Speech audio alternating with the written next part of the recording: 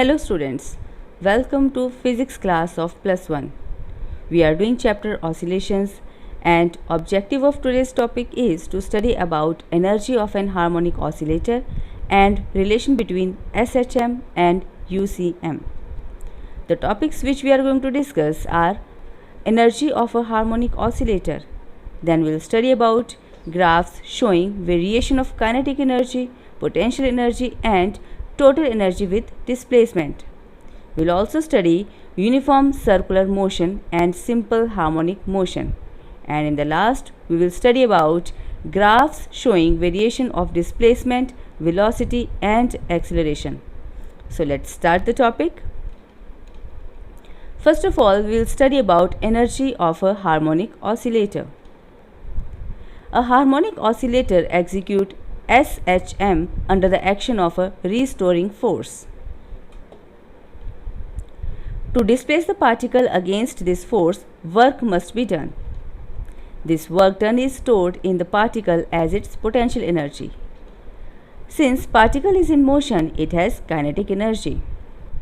In this way, energy of a particle executing simple harmonic motion changes from potential energy to kinetic energy and then again to potential energy on the another extreme, and at equilibrium position it again converted to kinetic energy. So first of all, we will see expression for potential energy. Consider a particle of mass m executing simple harmonic motion along the line AOB. So this is AOB. F is equal to minus ky, where F is the force acting on the particle, y is the displacement, k is the force constant, which is equal to m omega square, where omega is angular frequency. Work done to displace the particle by a small displacement dy is equal to applied force multiplied by displacement, which is the formula which we usually use to find work done, which is force into displacement. Here displacement is dy, therefore applied force is multiplied by dy. Therefore small amount of work done, that is dw, is equal to plus ky into dy. Therefore total work done in displacing the particle by y from its equilibrium position is integration of particle from 0 to y ky dy. After doing integration of y, we will get k y square by 2, and after putting the limits we will get w is equal to half k y square. So this work done is stored in the form of potential energy. Therefore potential energy is equal to half ky square. Also we know that this k is equal to m omega square. So in place of k we can write m omega square. At equilibrium position the displacement is 0. So putting this value of y is equal to 0 in this equation, we are going to get u is equal to half k into 0 square, which gives us 0. It means that at equilibrium position potential energy is 0. On the other hand, at the extreme position we have y is equal to a, which is amplitude. So putting this value of y is equal to a, we will get u is equal to half ka square, which is a maximum value. So maximum potential energy is equal to half ka square, or again in place of k if we are going to put m omega square, we will get half m omega square a square. Now we will see the expression for kinetic energy. The particle is oscillating, so it has kinetic energy due to its motion, which is denoted by capital T. The velocity of the particle at a distance y from its equilibrium position is given by v is equal to omega under root a square minus y square. As we know that kinetic energy is equal to half mv square. In this case, we have denoted kinetic energy with T, and in place of v, we are going to use the value omega under root a square minus y square. That's why we are going to get kinetic energy is equal to half m omega square a square minus y square. Also m omega square is equal to k. We can write this equation as half k a square minus y square. Again we will see at y is equal to 0 means at equilibrium position t is equal to half m omega square a square minus 0. In place of y we are going to put 0 because y is equal to 0 at equilibrium position. Thus we will get the maximum value of t at mean position or equilibrium position, and which is equal to half m omega square a square or half k a square. At y is equal to a means at extreme position, kinetic energy is equal to half m omega square a square minus a square, because at extreme position displacement will be equal to amplitude. So we'll get a square minus a square, which is equal to 0. So at extreme position kinetic energy will be 0. Now we will see the total energy of the particle executing simple harmonic motion. At a displacement y, the total energy E will be kinetic energy plus potential energy, which means T plus U. Putting the value of T and U in this equation, we are going to get half K square minus half Ky square plus half Ky square. This minus Ky square and plus Ky square got cancelled, and we are left with total energy is equal to half K square, which is equal to maximum value of potential energy as well as the maximum value of kinetic energy. The total energy does not depend on displacement. It is constant at all position and at all times. Total energy can be written as half Ka square, which is equal to half m omega square a square. But we know that omega is equal to 2 pi nu, where nu is the frequency. So we can also write total energy is equal to half m into 4 pi square nu square a square, which gives us 2 pi square m nu square a. So it proves that total energy remains constant at all position and all times. Now we will see the graph showing variation of kinetic energy, potential energy and total energy with displacement. If we are going to plot the graph of a particle executing simple harmonic motion, we will get a graph like this. Here x-axis represents the displacement of the particle, y-axis represents the energy. From the equation of kinetic, potential and total energies as terms of displacement, we got K is equal to half m omega square a square minus x square, U is equal to half m omega square x square, and total energy is equal to half m a square omega square. Thus the graph of energy against displacement is shown in figure 9.12. As the kinetic energy increases from one extreme position to the mean position, here kinetic energy got its maximum position, and on reaching to the another extreme position it decreases to 0.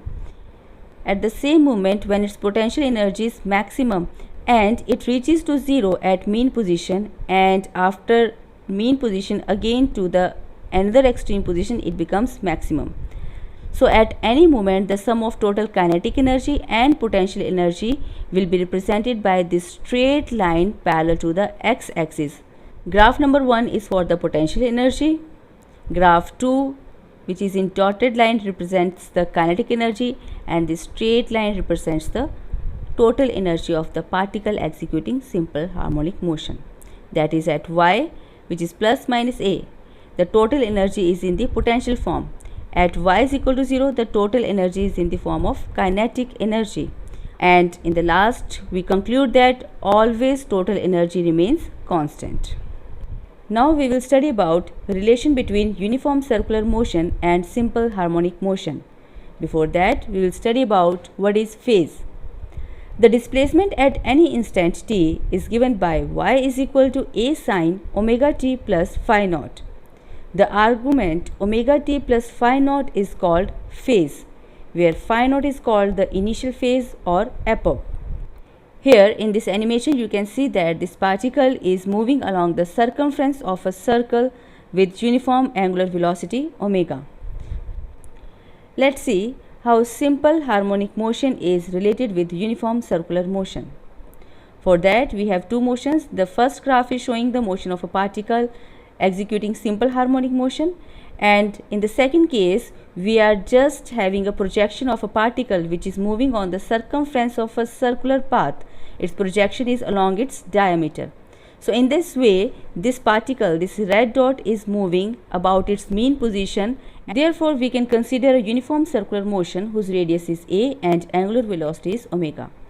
On the other hand, a particle which is executing simple harmonic motion, its amplitude is capital A and angular frequency is omega. Simple harmonic motion can be visualized as the projection of uniform circular motion onto one axis. Like this, here this black dot is moving in a circular path, but its projection is on this diameter, or you can say on this axis. The phase angle omega t in simple harmonic motion corresponds to the real angle omega t through which the ball has moved in circular path. Now we will study about graphs showing variation of displacement, velocity and acceleration. Here you can see the graphical representation of displacement, velocity and acceleration with respect to time of a particle which is executing simple harmonic motion. Let's discuss these graphs one by one. The first graph shows the displacement of a particle executing simple harmonic motion. We know that its equation is represented by y is equal to a sine omega t. So displacement of particle which is executing simple harmonic motion can be shown by this graph. The velocity of a particle executing simple harmonic motion is represented by v is equal to a omega cos omega t. So graph second represents the velocity of a particle executing simple harmonic motion. And in the last, the acceleration of a particle executing simple harmonic motion is given by alpha is equal to minus omega square a sine omega t. So here the acceleration of the particle executing simple harmonic motion is shown by the graph third, which is acceleration time graph. To obtain this graph, we can have following values.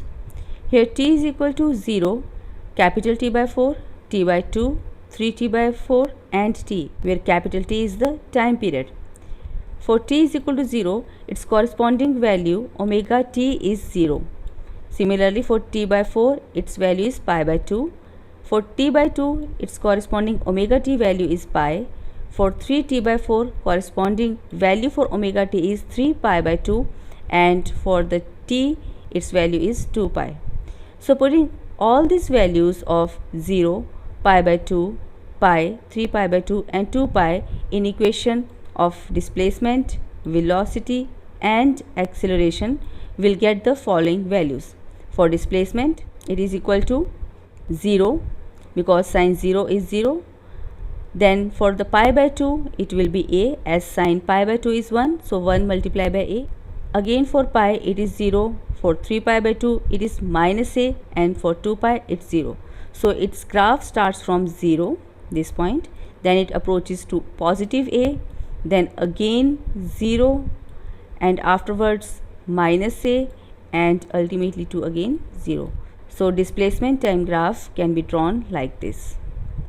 Similarly for velocity, for omega t is equal to 0, we'll get omega a. Since cos 0 is 1, so we are left with a omega. For pi by 2, we'll get 0. For pi again minus omega a. For 3 pi by 2, 0. And for 2 pi, it is omega a. So graph second shows the velocity time graph. So it starts from positive omega a. From here this graph starts, then it approaches to 0 at t by 4, then it approaches to minus omega a, then again 0, and afterwards it reaches the maximum value omega a. So this is the velocity time graph for a particle executing simple harmonic motion. And last graph is for the acceleration. For 0, we got the value of acceleration 0. Since again sine omega t when 0, it becomes 0 and whole equation becomes 0, we got 0. Afterward for pi by 2, we get the value minus omega square a, then 0, then 3t by 4, we got the value omega square a, and in the last for t, we will get 0. So this graph starts from 0 at this point, then it goes minus omega square a in the negative direction, then again it becomes 0, then positive omega square a, and again it approaches to 0. So this is the acceleration time graph for a particle which is executing simple harmonic motion. So these three are the graphs which shows the variation of displacement, velocity and acceleration. Now we are going to discuss some of the questions. Question number 1. Derive an expression for the potential energy and kinetic energy of a body executing simple harmonic motion. Question number 2. Draw the graph to show the variation of kinetic energy, potential energy and total energy with displacement. Question number 3. At what position of the simple pendulum its potential energy is maximum? Second, its kinetic energy is 0. Question number 4. Draw the displacement time, velocity time and acceleration time graph of a body executing simple harmonic motion. And last question, write on the differential equation of a body executing simple harmonic motion and also give its solution. That's the end of the topic. Thank you.